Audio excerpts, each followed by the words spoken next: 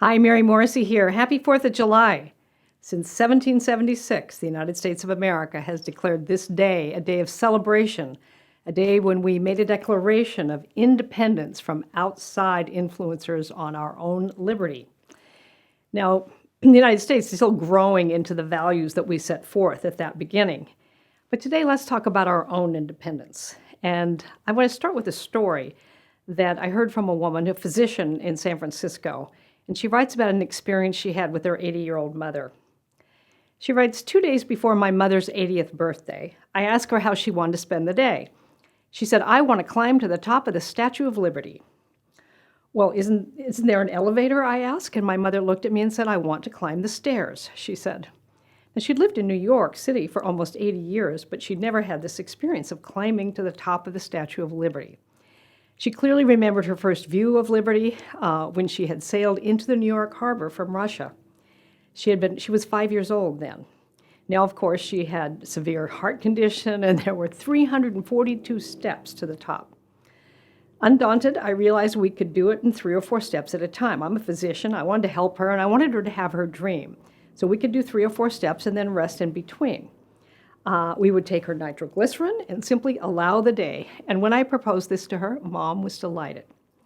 During the 6-hour ascent, I had many second thoughts and many misgivings. How could I have gotten myself into this crazy thing, climbing the Statue of Liberty with an 80-year-old woman with severe heart disease? But it was her wish, and so we continued a few steps at a time. She may have had angina, but she also had an iron will. I think half of New York must have passed us by on those stairs. Finally, almost unbelievably, we were 6 or 7 steps from the top. As we stood there, taking what must have been our 300th time out, my mother eyed the last few steps between her and her goal, and she said, why couldn't we have done these steps first?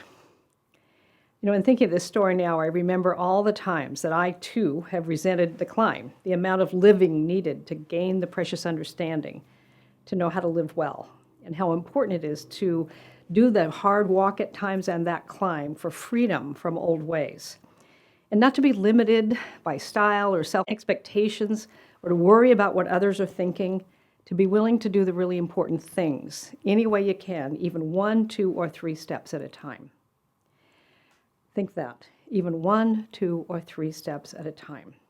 So as the United States celebrates its independence, may we all be reminded of our deeper values and the power of freedom's climb, the climb to not only freedom for the country you live in, but authentic freedom for all the people on our planet, and authentic freedom for that being that is inside us, freedom from self-imposed expectations and criticisms, freedom from our fear about what other people will think, freedom from the good opinions of others, freedom from letting ourselves be controlled by media thinking or others' thinking, anything that would cause our life to be diminished in any way. The freedom to know deeply what is in us, that is yearning to express itself, and then exercising that freedom to walk our own walk up any number of steps in our own personal freedom's climb. So what about you? What freedom are you thankful for today? What freedom would you love to have in your life? Go ahead and share your thoughts with me in the comment section below. I'd love to hear from you.